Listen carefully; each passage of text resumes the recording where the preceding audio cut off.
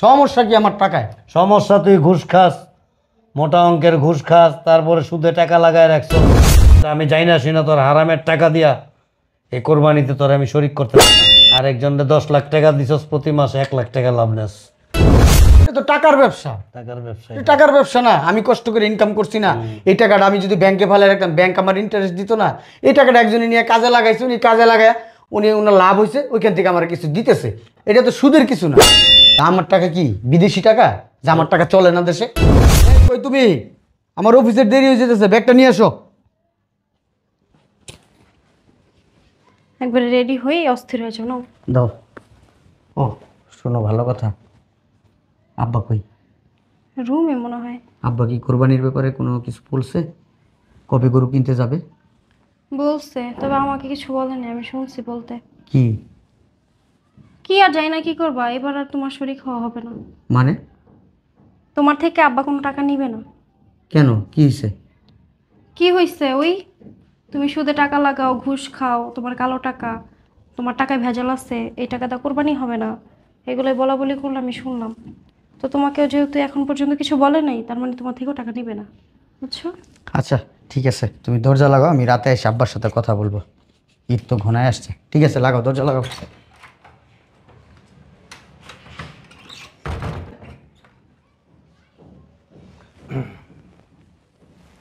কি বললো বৌমা? জি আব্বা। কোরবানির ব্যাপারে কি যেন আলাপ করলো? না, আপনার ছেলে জিজ্ঞাসা করলো যে এখন পর্যন্ত তাকে কিছু বলা হয়নি কেন। তা আমি বললাম যে আপনি তার টাকা নেবেন না, ওষুধ খায়, লাভে টাকা লাগায়, এগুলো নিয়ে অনেক সমস্যা আপনার, আপনি বলাবলি করেন, আমি শুনছি, তাই বললাম। মিথ্যা কিছু বলছি? এটা আপনি জানেন আর আপনার ছেলে জানে। কেন তুমি জানো না? আমি এই বিষয়ে জেনে কি করব? তুমি ওর সংসার করো, তুমি তো ওরে চাইলে একটু ভালো পথে আনতে পারো। এই যে বিলাসিতা করো এত, সপ্তাহে সপ্তাহে মানে ওই পার্লারে দৌড় দাও, যে এইখানে শপিংয়ে চলে যাও, ওইখানে শপিংয়ে চলে যাও, ঘুরতে চলে যাও, বেড়াইতে চলে যাও, দুই হাত ভরে মানে টাকা লুটাও। স্বামী অবৈধ পথে অর্থ উপার্জন করে, আর এই অর্থ দিয়ে তুমি বিলাসিতা করো। এগুলি কি গুনাহ না, পাপ না? শুনেন আব্বা, আপনার জ্ঞান না আপনার কাছে রাখেন, ঠিক আছে? আমাকে জ্ঞান দিতে আসেন না। না ঠিকই আছে, যেমন স্বামী তেমন স্ত্রী। স্বামী অবৈধ পথে অর্থ উপার্জন করে, আর স্ত্রী ওই অর্থ দিয়া মানে উনি বিলাসিতা করে বেড়ায়, পার্লারে যায়, শপিংয়ে যায়, কয়েকদিন পর পরই উনি ট্যুরে যায়, বিভিন্ন দেশে ঘুরতে যায়, বেড়াইতে যায়। গত মাসে ইন্ডিয়ার থেকে ঘুরে আসলো।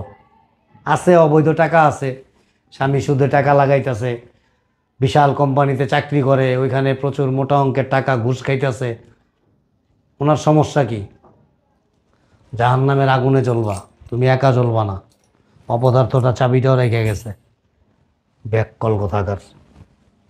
অফিস থেকে মাত্র আসলা, ফ্রেশ হও, খাওয়া দাওয়া করো, তারপর কথা বলো গিয়া।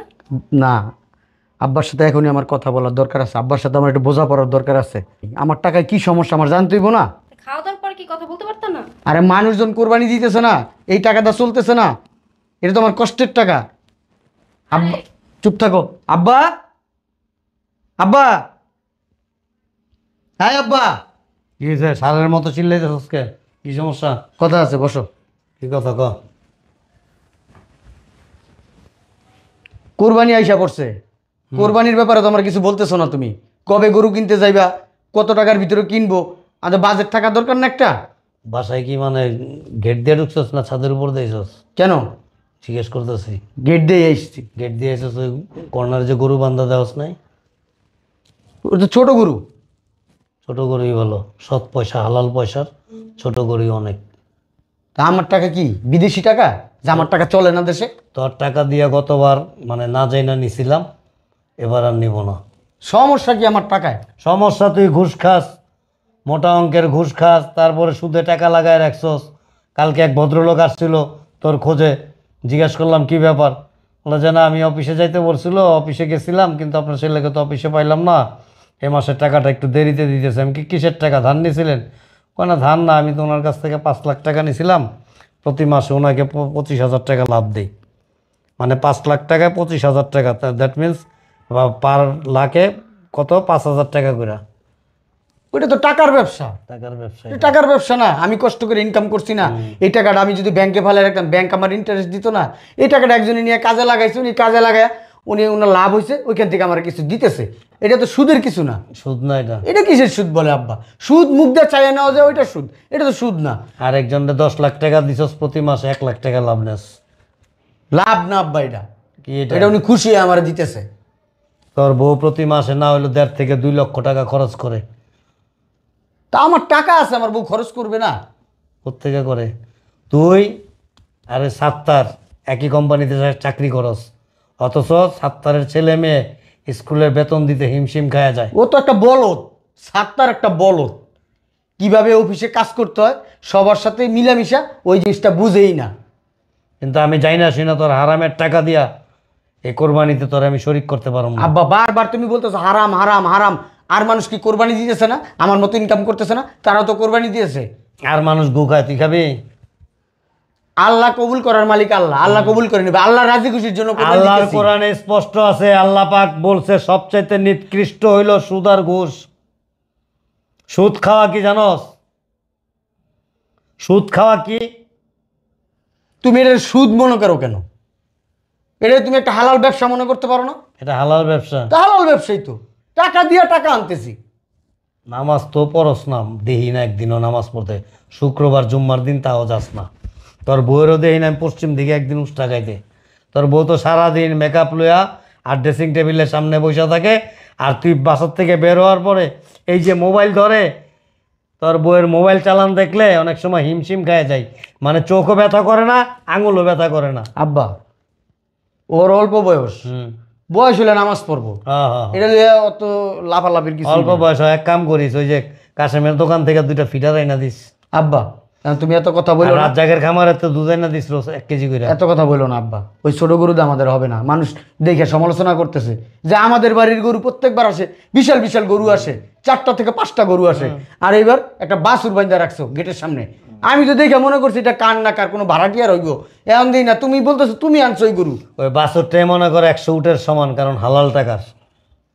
আর তোর এই হারামের টাকার যদি 50টা গরু আনস না, ওটা একটা মুরগির সমান হইব না। আব্বা আমি একটু পরে যাই গরু কিনে নিয়ে আসবো। আনবি, গরু কোরবানি দিবি, তোরটা তুই আলাদা, সম্পূর্ণ আলাদা। আমাদের কোরবানির সাথে কোনো অবস্থায় যেন তোরটা ম্যাচ না হয়, ম্যাচিং না হয়, খবরদার আমি বলে দিলাম। এক বাড়িতে থাইকা আমরা আলাদা কোরবানি দিব, এটা আব্বা আমার মাথায় ধরতেছে না আব্বা। শ্বশুর বাড়িতে যা দেখা, শ্বশুর বাড়িতে দেখা তোর বউ অনেক খুশি হইব। তুমি কি আব্বার সাথে এটা পেচাল করতেছো? বুঝলাম না। তোমার গরু কোরবানি দাও, তুমি দিবা, আলাদা দিবা, সমস্যা কি? ঠিকই বলছো। যাও, তুমি এখনই হাটে যাও, আগে গরু আইয়া তারপর খাবা। গরু তো বাসায় আছে, আর হাটে যায় কি করবো? ওই গরুটা চলবো না আব্বা, আমার বাছুর গরুটা আমার চলবো না। তোর ঘরে তো গরু একটা আছে। মুখ সামনে কথা বলেন আব্বা। ফাজিল কথাকার, বেয়াদব। তুমি আব্বা কাজটা ভালো করো নাই। কি করবো? আমার না জানাই তুমি গরু কিনে আনছো, তোরা জিগাই আনুম আমি? তারপরে জিগাইবা না? তুই কোনো কিছু করলে আমার জিগাবি, আমি জিজ্ঞেস করুম না?